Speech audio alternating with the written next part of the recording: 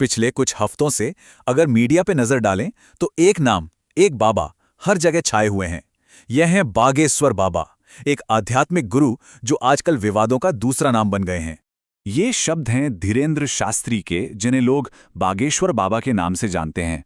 और कहना गलत नहीं होगा कि आज वो सिर्फ एक व्यक्ति नहीं बल्कि एक पूरा फिनोमिनन बन चुके हैं। तो इनका दावा क्या है? दावा यह है कि इनके पास चमत्कारी शक्तियां हैं।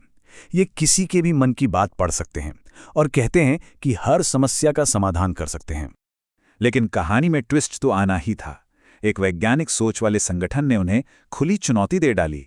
कहा कि अगर सच में शक्तियां हैं तो आइए कंट्रोल्ड कंडीशंस में इन्हें साबित करके दिखाइए। तो फिर हुआ क्या जब आस्था का सामना विज्ञान से हुआ? चलिए इसी टकराव की पूरी कहानी को जरा गहराई से समझते हैं। सबसे पहले ये जानना जरूरी है कि आखिर ये धीरेंद्र शास्त्री हैं कौन। इनका एक और नाम धीरेंद्र कृष्ण गर्ग भी है। तो इनका असली नाम है धीरेंद्र कृष्ण गर्ग और उम्र है सिर्फ 26 साल। मध्य प्रदेश के बागेश्वर धाम में इनका आश्रम है। पर ये मशहूर सिर्फ अपने चमत्कारों के लिए नहीं है, बल्कि अपने विवादित बयानों की वजह से भी अक्सर सुर्खियों में रहते हैं। जैसे कि पिछले साल अप्रैल का इनका एक भाषण ले लीजिए। इन्होंने कहा, मैं सभी हिंदुओं से एक साथ आने और पत्थरबाजों के घरों को गिराने का अनुरोध करता हूं। अब जाहिर है ये एक बहुत ही भड़काऊ और सांप्रदायिक बयान था। बात यहीं खत्म नहीं होती। इन पर छुआछूत मानने के भी आरोप लगे हैं। एक वीडियो सामने आया था जिसमें एक शख्स इनके पैर छूने की कोशिश करता है तो ये उसे रोकते हुए कहते हैं, रुको, मुझे मत छुओ, तुम अछूत हो। अब आते हैं कहानी के दूसरे अहम किरदार पे। इनका नाम है श्याम मानव। श्याम मानव और उनकी संस्था की जिंदगी का एक ही मकसद है, अंधविश्वास के खिलाफ लड़ाई। तो श्याम मानव जो हैं वो महाराष्ट्र अंधश्रद्धा निर्मूलन समिति के नेशनल कन्वीनर हैं। ये संस्था भारत में फैले अंधविश्वास, काला जादू और ऐसे ही फर्जी आध्यात्मिक दावों का पर्दाफाश करने का काम करती है। और देखिए, इस संस्था का इतिहास भी काफी संघर्ष भरा रहा है। इसे 1980 के दशक में नरेंद्र दाभोलकर जी ने शुरू किया था। दुख की बात है कि अगस्त 2013 में उनकी हत्या कर दी गई। लेकिन उनकी मौत के कुछ ही महीनों बाद दिसंबर 2013 में महाराष्ट्र में एंटी सुपरस्टिशन और ब्लैक मैजिक एक्ट पास हुआ, जो इस संस्था की एक बहुत बड़ी जीत थी। इस संस्था का ट्रैक रिकॉर्ड भी कोई छोटा मोटा नहीं है। ये दावा करते हैं कि इन्होंने अब तक 200 से ज्यादा फर्जी बाबाओं को बेनकाब किया है।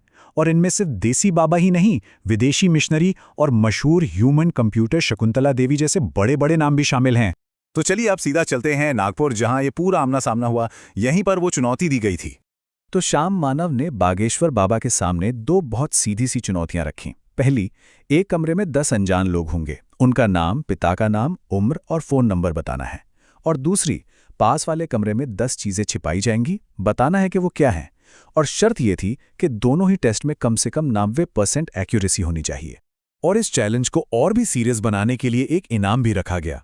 श्याम मानव ने ऐलान किया कि अगर बाबा ये सब कर दिखाते हैं तो उन्हें पूरे 30 लाख रुपए दिए जाएंगे। तो अब यहीं से सारा विवाद खड़ा हुआ। बाबा का जो प्रोग्राम था वो 13 जनवरी तक चलना था, लेकिन वो 11 जनवरी को ही नागपुर से चले गए। इसके बाद शुरू हुआ आरोप प्रत्यारोप का दौर। श्याम मानव का कहना था, ये तो भगोड़े हैं, चैलेंज पूरा नहीं कर पाए इसलिए भाग गए। तो दूसरी तरफ बागेश्वर बाबा का जवाब आया कि उनका इवेंट तो बस 7 दिन का ही था और अगर श्याम मानव को कुछ देखना है तो वो रायपुर दरबार में आए। लेकिन देखिए, ये कहानी सिर्फ एक बागेश्वर बाबा की नहीं है, ये एक बहुत बड़े सामाजिक फिनोमेना का हिस्सा है। तो चलिए जरा बड़े कैनवास पर इस मुद्दे को देखते हैं। और हैरानी की बात तो ये है कि 2017 में हिंदू साधुओं की सबसे बड़ी संस्था अखिल भारतीय अखाड़ा परिषद ने खुद 14 फर्जी बाबाओं की लिस्ट जारी की थी ताकि लोग सावधान रहें। और इस लिस्ट में आशाराम, राधे माँ और गुरमीत सिंह जैसे कितने ही जाने पहचाने नाम थे। और सच तो ये है कि ये प्रॉब्लम किसी एक धर्म या संस्कृति की है ही नहीं। हमारे सोर्सेज बताते हैं कि ऐसे धोखेबाज लोग इस्लाम, ईसाई धर्म और यहाँ तक कि अंग्रेजी बोलने वाले मॉडर्न गुरुओं में भी पाए जाते हैं। तो सबसे बड़ा सवाल कि आखिर लोग, पढ़े लिखे लोग भी इन पर भरोसा क्यों कर लेते हैं? इसकी कई वजहें हैं। पहली वजह तो है आस्था, एक ऐसी उम्मीद जो मुश्किल में सहारा देती है। दूसरी वजह है हमारे एजुकेशन सिस्टम में क्रिटिकल थिंकिंग, यानी सवाल पूछने की आदत की कमी। तीसरा, जब लोग बहुत ज्यादा परेशान होते हैं तो वो इमोशनली इतने टूट जाते हैं कि किसी भी चमत्कार पर यकीन कर लेते हैं। हाँ, अशिक्षा भी एक फैक्टर है, पर वो अकेली वजह नहीं है। तो आखिर में ये समझना बहुत जरूरी है कि मनोरंजन, विज्ञान और धोखाधड़ी के बीच एक बहुत पतली सी लाइन होती है। देखिए, एक होता है मेंटलिज्म, जो एक कला है।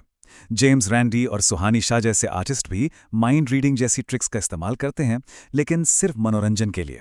वहीं दूसरी तरफ वो लोग हैं जो इन्हीं ट्रिक्स का इस्तेमाल करके खुद को चमत्कारी बताते हैं, कैंसर ठीक करने का दावा करते हैं और लोगों का शोषण करते हैं। एक मनोरंजन है तो दूसरा सीधे सीधे धोखा। तो जाते जाते एक सवाल छोड़ जाते हैं। इस दुनिया में जहां एक तरफ गहरी आस्था है और दूसरी तरफ विज्ञान की तरक्की, वहां आस्था और धोखे के बीच की वो लकीर आखिर कहां खींची जानी चाहिए?